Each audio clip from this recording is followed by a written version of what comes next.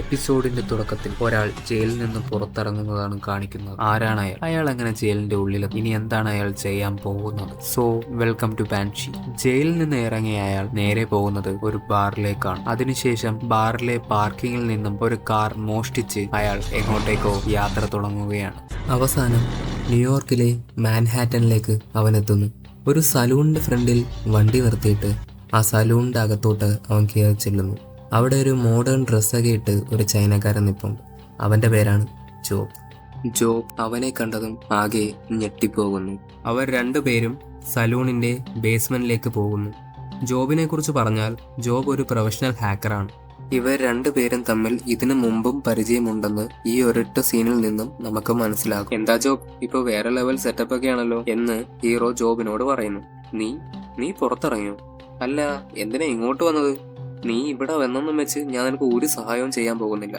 മര്യാദയ്ക്ക് ഇവിടുന്ന് പൊക്കോ, അതാണ് നിനക്ക് നല്ലത് എന്ന് ജോബ് ഹീറോയോട് തിരിച്ചു പറയുന്നു. ജോബ്, എനിക്ക് വേറെ ഒന്നും വേണ്ട, എനിക്ക് അവളുടെ അഡ്രസ്സ് മതി. ജോബ് തിരിച്ചു പറയുന്നത്, ആര്? എനിക്ക് ആരെ അറിഞ്ഞൂടാ, നീ ആരെ കാര്യമാണ് പറയുന്നത്? ഇത് കേൾക്കുന്നതും ഹീറോയ്ക്ക് ദേഷ്യം വന്ന് ജോബിന്റെ ഓരോ സാധനങ്ങളും തറയിലേക്ക് വലിച്ചെറിയുന്നു. തന്റെ ലാപ്ടോപ്പും ഡേറ്റാസും എല്ലാം നശിപ്പിക്കുന്നത് കണ്ട് ജോബ് അവസാനം ഹീറോയോട്, മതി, ഇനി പൊട്ടിക്കല്ലേ, നീ ഇത് പൊട്ടിച്ചാൽ എനിക്കിനി വാങ്ങാൻ പോലും പറ്റത്തില്ല, അതിനൊക്കെ ഭയങ്കര വിലയാണ്. നിനക്ക് എന്താ വേണ്ടത്? അവളുടെ അഡ്രസ് അല്ലേ, ഞാൻ തരാം എന്ന് ജോബ് ഹീറോയോട് അവസാനം പറയുന്നു. നിന്നോടുള്ള സ്നേഹത്തിന്റെ പുറത്തൊന്നും അല്ല ഞാൻ പറയുന്നത്.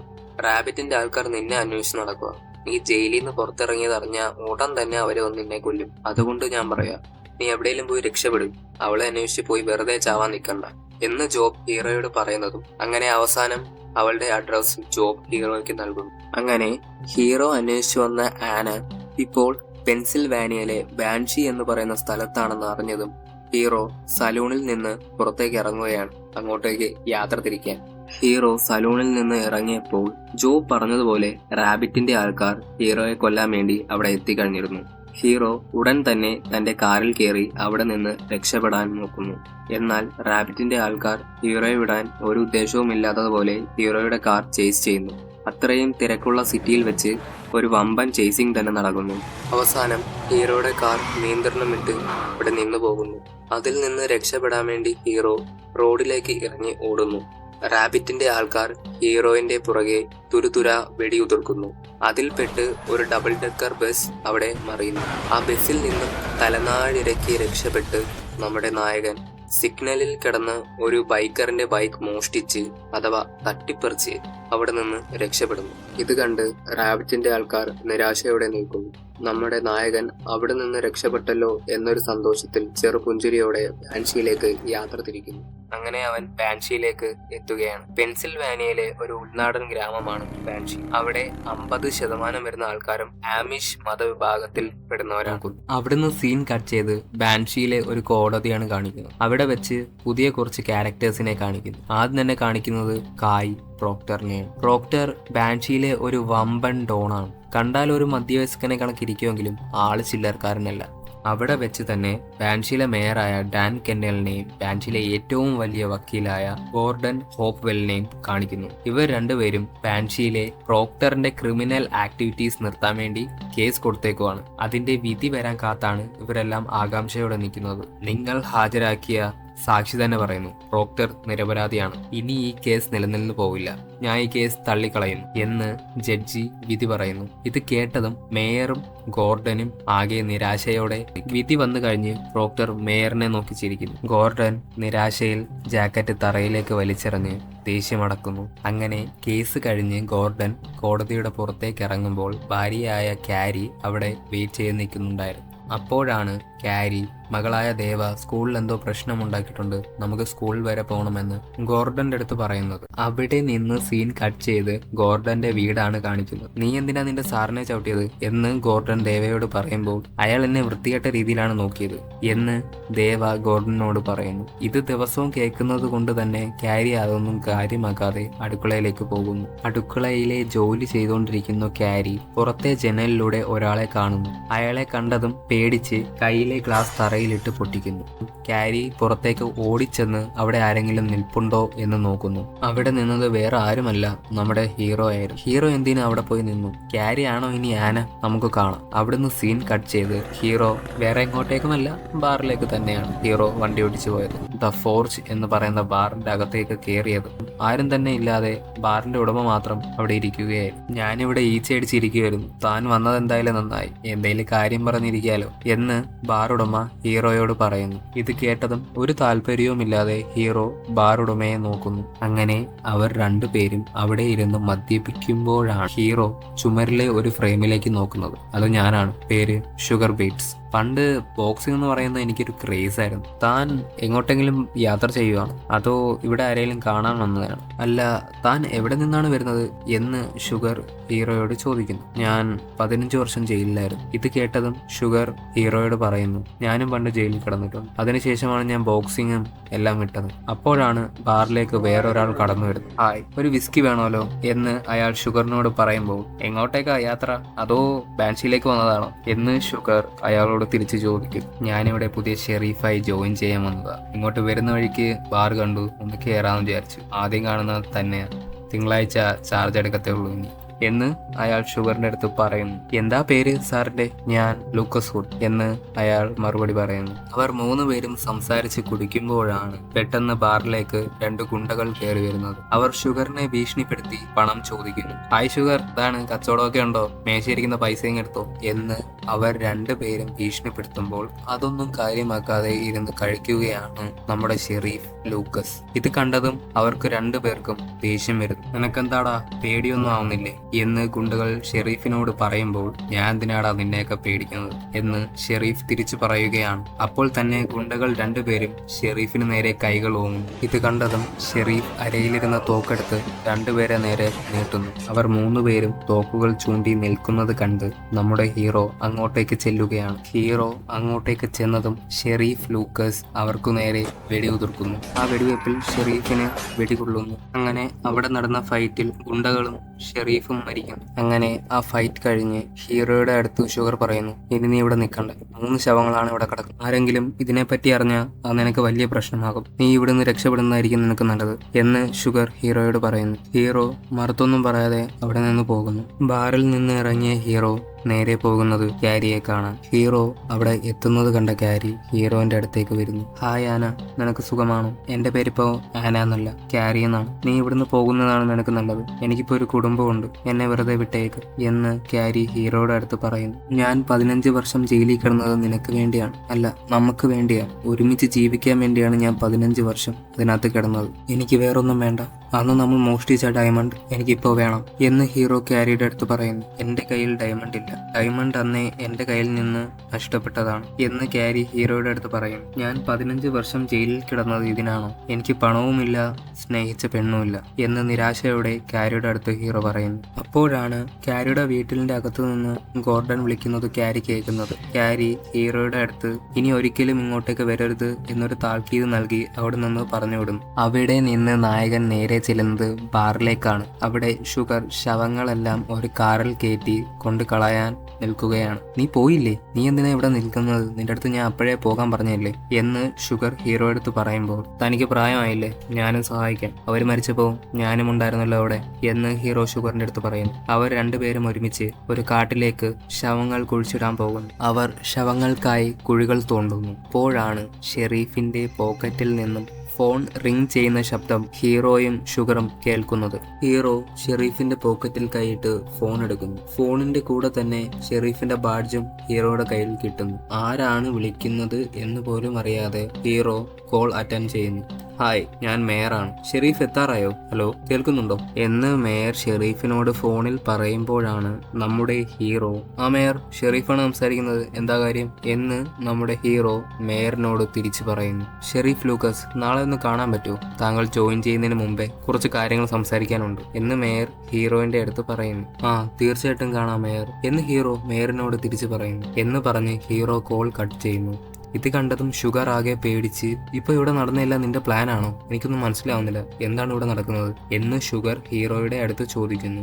ഞാൻ ഇതുവരെയായിട്ടും ഒന്നും പ്ലാൻ ചെയ്തിട്ടില്ല, ഒഴുക്കിനനുസരിച്ച് അങ്ങ് പോകുക. ഇനി മുതൽ ഞാൻ അവിടുത്തെ ഷെരീഫ്, പേര് ലൂക്കസ് ഹോട്ട്. അപ്പോ എല്ലാം സെറ്റല്ലേ എന്ന് ഹീറോ ഷുഗറിനോട് പറയുന്നു. അവിടുന്ന് നേരെ സീൻ കട്ട് ചെയ്യുന്നു. എന്നിട്ട് നമ്മുടെ ഹീറോ അഥവാ ഇപ്പോഴത്തെ ഷെരീഫ് ലൂക്കസ്, രക്തം പുരണ്ട ഷെരീഫിന്റെ ബാഡ്ജ് കഴുകുകയാണ് ലൂക്കസ്. അതിനുശേഷം ഹാക്കറായ ജോബിനെ വിളിച്ച് താനാണ് ഷെരീഫ് ലൂക്കസ് ഹുഡ് എന്ന് തെളിയിക്കുന്ന രേഖകളെല്ലാം ലൂക്കസ് സംഘടിപ്പിക്കുന്നു. ആദ്യമൊന്നും ജോബ് അതിന് സമ്മതിക്കുന്നില്ലെങ്കിലും $10,000 തരാമെന്ന് പറഞ്ഞപ്പോഴത്തേക്കും ജോബ് അതിന് സമ്മതിക്കും. അങ്ങനെ തനിക്ക് എല്ലാം നഷ്ടപ്പെട്ടു എന്ന് വിചാരിച്ചിരുന്ന ഹീറോ ഇപ്പൊ ബാൻഷിയിലെ ഷെരീഫാണ്. അത് കഴിഞ്ഞ് നിനക്ക് താമസിക്കാൻ സ്ഥലമൊന്നും റെഡിയായില്ലല്ലോ എന്ന് ഷുഗർ ലൂക്കസിനോട് ചോദിക്കുന്നു. ഇല്ല എന്ന് ലൂക്കസ് മറുപടി പറയുന്നു. പണ്ട് ഞാൻ ഇവിടെ താമസിച്ചിരുന്നു, ഗ്യാരേജിൽ. അവിടെ നീ കഴിഞ്ഞു, പിന്നെ ഇവിടെ താമസിക്കാൻ സ്ഥലം കിട്ടുന്ന കാര്യം വലിയ ചടങ്ങ്, അതുകൊണ്ട് നീ ഇവിടെ തന്നെ താമസിച്ചു എന്ന് ഷുഗർ ലൂക്കസിനോട് പറയുന്നു. ലൂക്കസ് അത് സമ്മതിക്കുകയും ചെയ്യുന്നു. ഷുഗർ ലൂക്കസിനെയും കൂട്ടി ഗ്യാരേജിലേക്ക് പോവുകയാണ്. ലൂക്കസ് ഒരു നിമിഷം ഗ്യാരേജ് മുഴുവനും ഒന്ന് ഓടിച്ചു നോക്കുന്നു. അവിടുന്ന് സീൻ കട്ട് ചെയ്ത് അടുത്ത ദിവസമാണ് കാണിക്കുന്നത്. തന്റെ പഴയകാലം സ്വപ്നം കണ്ട് ഉറക്കത്തിൽ നിന്നും ഞെട്ടി എഴുന്നേൽക്കുകയാണ് ലൂക്കസ്. അത് കഴിഞ്ഞ് ഷുഗറിനൊപ്പം ബാറിലേക്ക് പോകുന്നു. അപ്പോഴാണ് ബാറിലേക്ക് പ്രോക്ടറിന്റെ കാർ വരുന്നത് ഷുഗർ കാണുന്നത്. ഇത് കാണുന്ന ഷുഗർ ലൂക്കസിനോട് അകത്തേക്ക് പോയിരിക്കാൻ പറയുന്നു. ലൂക്കസ് എന്താ കാര്യമെന്ന് തിരിച്ച് ഷുഗറിനോട് ചോദിക്കുന്നുണ്ടെങ്കിലും ഷുഗർ മറുത്തൊന്നും പറയുന്നില്ല, അകത്തേക്ക് പോകാൻ മാത്രം പറയുന്നു. പ്രോക്ടർ ബാറിനുള്ളിലേക്ക് കടന്നു വരുന്നു. എന്താ ഷുഗർ, കച്ചവടമൊക്കെ ഉണ്ടോ എന്ന് പ്രോക്ടർ ഷുഗറിനോട് ചോദിക്കുന്നു. കായ്, താനെന്താ ഈ വഴിക്ക് വന്നത് എന്ന് ഷുഗർ പ്രോക്ടറിനോട് ചോദിക്കുന്നു. പ്രോക്ടറിന്റെ മുഴുവൻ പേര് കായ് പ്രോക്ടർ എന്നാണ്. എന്റെ 2 ആൾക്കാരെ കാണാനില്ല, അവർ ഇങ്ങോട്ട് വല്ലതും വന്നിട്ടുണ്ടോ എന്നറിയാൻ വേണ്ടി വന്നതാ.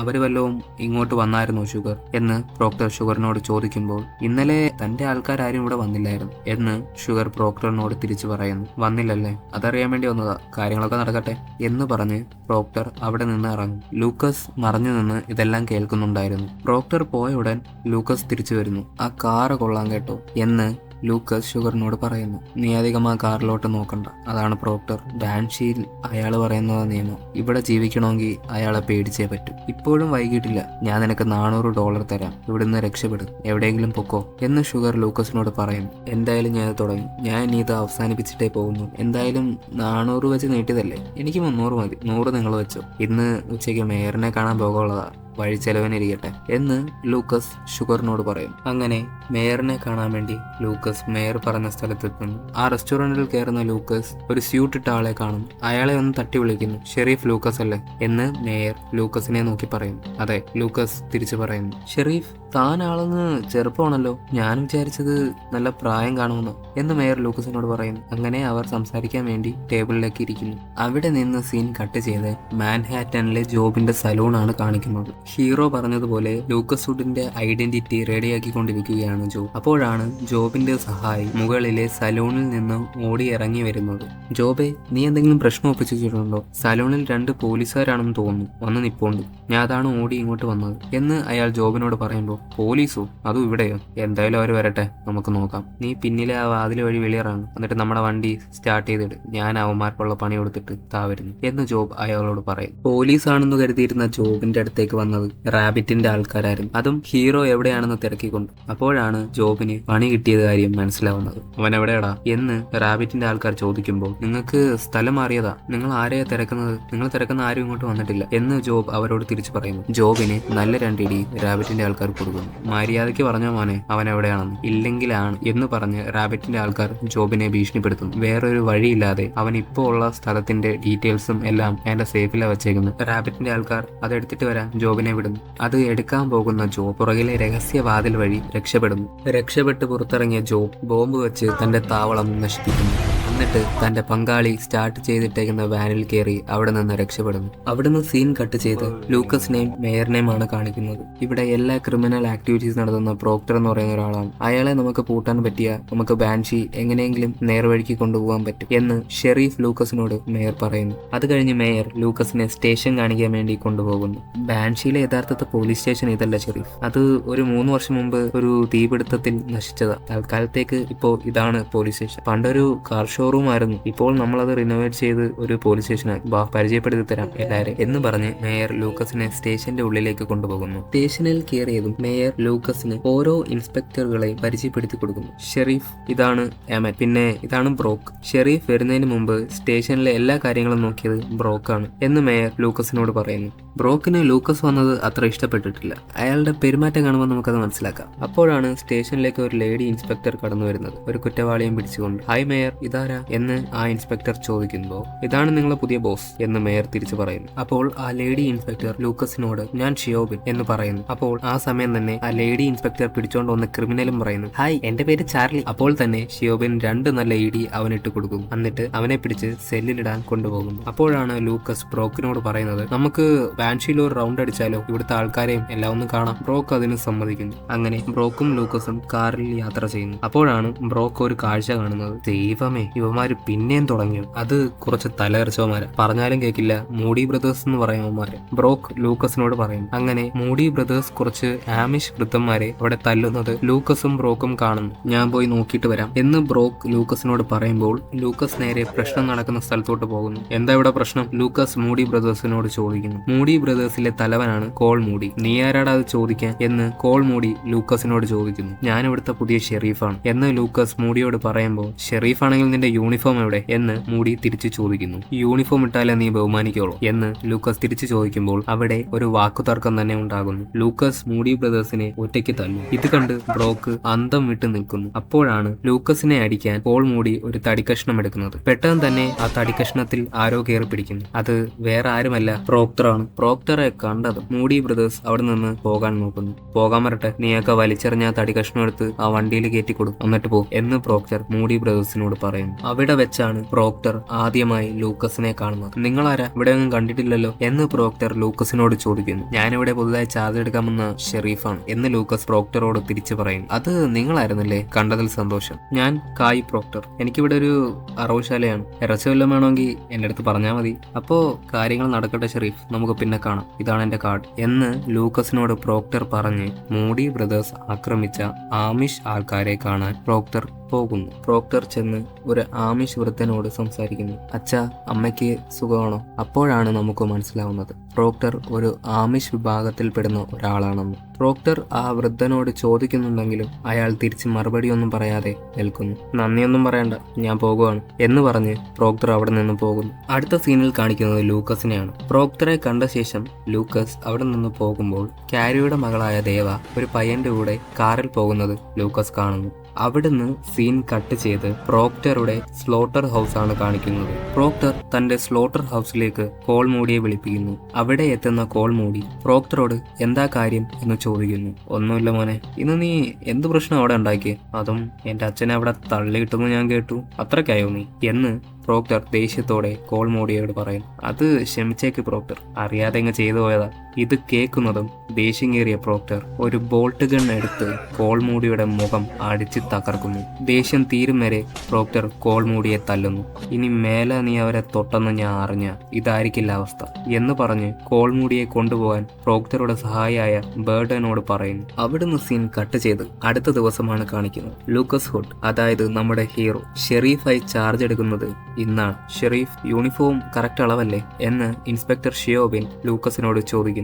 അതെ, കുഴപ്പമില്ല എന്ന് ലൂക്കസ് ഷിയോബിനോട് പറയും. ഷെരീഫ് ഒറ്റയ്ക്കാണോ അതോ നിങ്ങളുടെ കുടുംബവും ഉണ്ടോ ഇവിടെ താമസിക്കാൻ എന്ന് ഷിയോബിൻ ലൂക്കസിനോട് ചോദിക്കുമ്പോൾ എനിക്ക് പറയാനായിട്ട് ആരുമില്ല, ഞാൻ ഒറ്റയ്ക്ക് എന്ന് ലൂക്കസ് ഷിയോബിനോട് പറയുമ്പോൾ ഷിയോബിൻ ലൂക്കസിനെ ഒന്ന് നോക്കുന്നു. ഇന്ന് വൈകിട്ട് പ്രോക്ടറുടെ വീട്ടിൽ വെച്ച് ഒരു പാർട്ടിയുണ്ട്, പുതുതായി ചാർജ് എടുത്ത ഷെരീഫിന് വേണ്ടി, അവിടെ വെച്ച് കാണാം നമുക്ക് എന്ന് പറഞ്ഞ് ഷിയോബിൻ അവിടെ നിന്ന് പോകുന്നു. ലൂക്കസ് കണ്ണാടിയിൽ ഷെരീഫിന്റെ യൂണിഫോം ഇട്ട് താൻ എങ്ങനെയുണ്ടെന്ന് നോക്കുന്നു. ഒരു കള്ളനായ താൻ ഷെരീഫായി, എന്തായല്ലേ എന്ന് വിചാരിച്ച് ലൂക്കസ് കണ്ണാടിയിൽ നോക്കി ചിരിക്കുന്നു. അടുത്ത സീനിൽ കാണിക്കുന്നത് ലൂക്കസ് ബാൻഷിയിലെ ഷെരീഫ് ആവാൻ സത്യപ്രതിജ്ഞ എടുക്കുന്നതാണ്. ലൂക്കസ് ഹുഡായ ഞാൻ ബാൻഷിയിലെ ഷെരീഫായി എല്ലാ കുറ്റകൃത്യങ്ങളെയും നിർത്തുമെന്നും ബാൻഷിയിലെ എല്ലാവരുടെയും സുരക്ഷ ഉറപ്പാക്കുമെന്നും ഞാൻ സത്യം ചെയ്യുന്നു. അവിടുന്ന് സീൻ കട്ട് ചെയ്ത് ജോബിനെയാണ് കാണിക്കുന്നത്. ലൂക്കസ് ഹുഡ് എന്ന് പറയുന്ന ഐഡന്റിറ്റി ഇപ്പോൾ നമ്മുടെ ഹീറോയുടെ ആക്കുകയാണ് ജോബ്. അടുത്ത സീനിൽ പ്രോക്ടറുടെ പാർട്ടിയാണ് കാണിക്കുന്നത്.